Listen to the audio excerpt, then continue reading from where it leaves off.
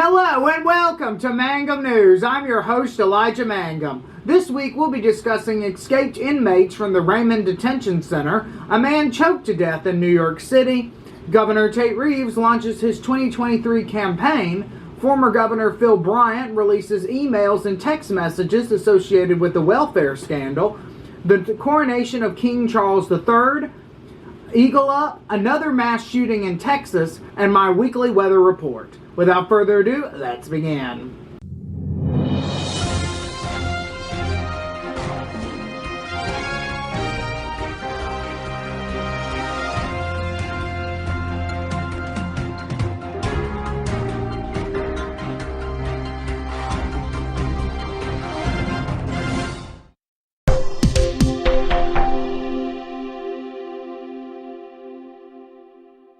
Four inmates escaped the Raymond Detention Center on Sunday, April 23rd. Dylan Arrington allegedly killed St. Mary Missionary Baptist Church pastor Anthony Watts. He was a good man, willing to do anything for anybody.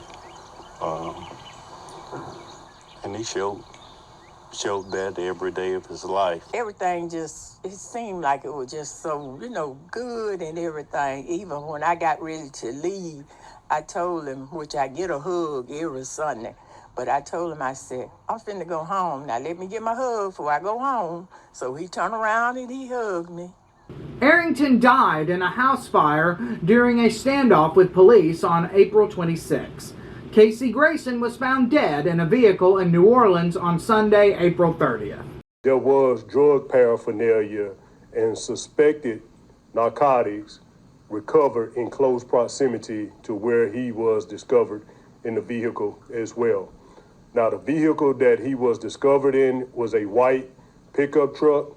We believe this pickup truck to be a truck belonging to a family member. We'll say that there were no physical injuries to his body, and there was no foul play suspected as well. The last two inmates were apprehended. Terry Raines was arrested on April 27th in Spring Valley, a suburb of Houston, Texas, while Corey Harrison was captured by U.S. Marshals in Crystal Springs on Thursday. These individuals were desperate to be in society. They were actually fugitives from justice.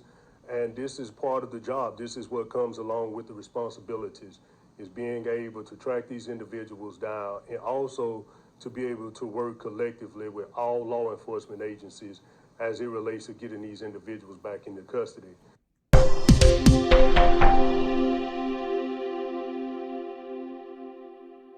A 30-year-old New York homeless street performer, Jordan Neely, was killed when 24-year-old ex-Marine Daniel Penny put him in a chokehold on a subway on Monday. Witnesses said that Neely was acting in a hostile and erratic manner prior to the incident. After the video was released, the medical examiner ruled the death a homicide, but no charges have been filed.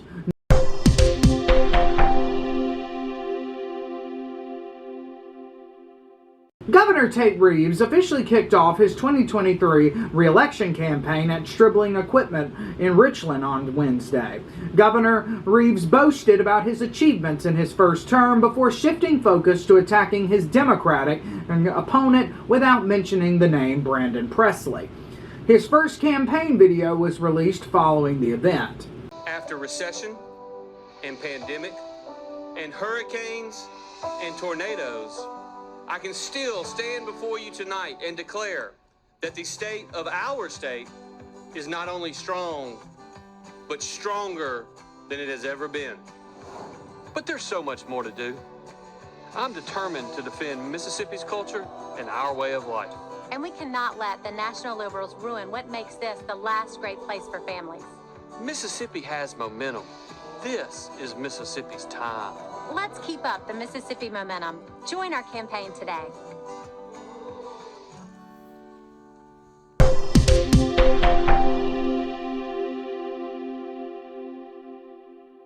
Emails and text messages between former Mississippi Governor Phil Bryant and NFL star Brett Favre have officially been released in the ongoing welfare scandal. WLBT's Quentin Smith has the story.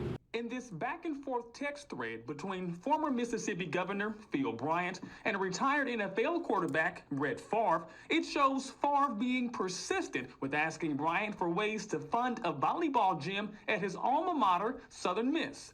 The entire exchange dates as far back as 2017, when Bryant was still serving as governor. The messages read, in July of 2017, Favre says, not sure how we can get your help with this facility built for volleyball, but you are the governor and on our side, and that's a good thing. Actually, a great thing. Bryant responds by saying, we can do that. Just give me some numbers and I'll find a way. Then, in July of 2019, Favre says, I want you to know how much I love Nancy New and John Davis. What they have done for me and Southern Miss is amazing. I paid for 3/4 of the volleyball facility, and the rest was a joint project with her and John, which was saving me $1.8 million. I was informed today that she may not be able to fund her part, and I and we need your help very badly, Governor, and sorry to even bring this up. Bryant replies, I will handle that. Long story, but had to make a change, but I will call Nancy and see what it will take. A few weeks later, Favre texts, hey, Governor, I have been involved in several of Nancy's Family First activities, and our plan was, after completing volleyball construction, we were and are building a spectacular indoor facility on campus that we can use for just about anything. The former governor writes back, working with her, lots of challenges, but we will do our best. Favre then says, I hope you can pull this off, Governor. Fast forward to October of that same year. Favre asks, have you gotten any good vibes yet for our funding? Bryant answers, I'm meeting with the director of the Department of Human Services this week to see where we are in the grant request. We may have to go to the legislature in January and get language in a funding bill. I also know how to make that play. Keep the faith. Favre writes back, Governor, you would help me out tremendously if you could get it done. Sure will make it easier on me.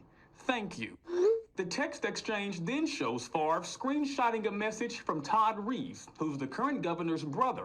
It reads, admittedly, I'm no expert on some of this stuff, but I will certainly do everything I can to get all the right minds together and formulate a plan to sort it all out. Bryant replies, they could put $1.5 million in a bond bill without a problem. Later on, in January of 2020, Favre writes, Governor, had a talk with Tate, and he said he would get with his team on a plan. I'm sure with you in his ear, that would help tremendously.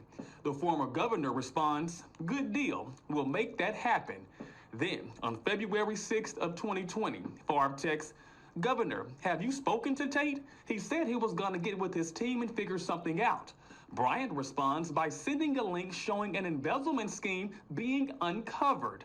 He then writes, this has been the problem. Not sure what funding will be available in the future. The next day, Favre responds by saying, yeah, I'm well aware of it. I think the angle Tate is looking at is a bond bill according to his brother Todd. You think that has a chance? To which Bryant says back, bonds can sure be used for brick and mortar. The back and forth also shows Favre mentioning a drug company he's affiliated with called Provacus. The former NFL QB tells Bryant, we couldn't be more happy about the funding from the state of Mississippi. We continue to push for an additional $1.5 million to ensure we can get Phase 1B drug made and FDA sign-off for Phase 1B in Mississippi ASAP. You got leads? We will run with them. Thanks. The former governor says, keep looking out there. We'll let you know when we find a partner.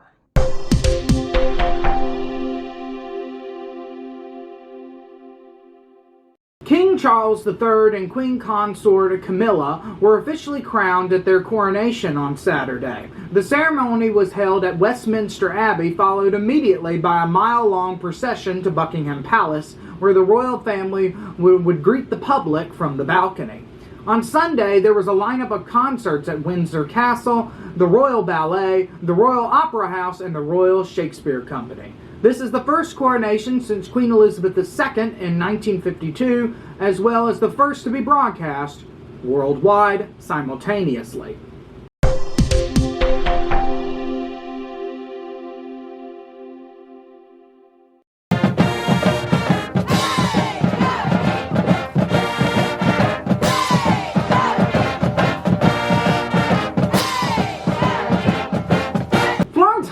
School held its third annual Eagle Up on Saturday. 3 years ago, we came up with a plan to try to unify and bring Florence and the surrounding areas to what Florence is. Florence is a family, you know, and we thought about events that we can have.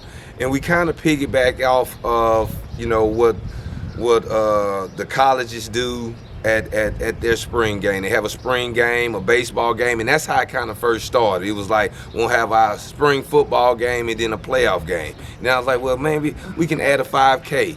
We can add a car show. We can add these other events. So, man, it was just one of those things. It was around the COVID time, just trying to bring people back out. You know what I'm saying? Because everybody was stuck in COVID for 2020 for a whole year, just trying to bring everybody back out and just show some love and care for one another. The event kicked off early that morning with a 5K and fun run. There was also a vendor's market, inflatables, and a car show prior to the scrimmage game. The Florence football team split between red and black. Red won 28-21. At Florence High School, Elijah Mangum, Mangum News.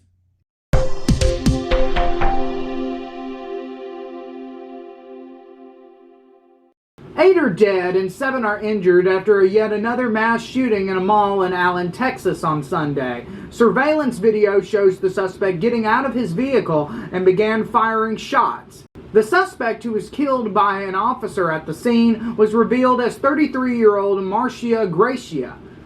The victims have not yet been identified.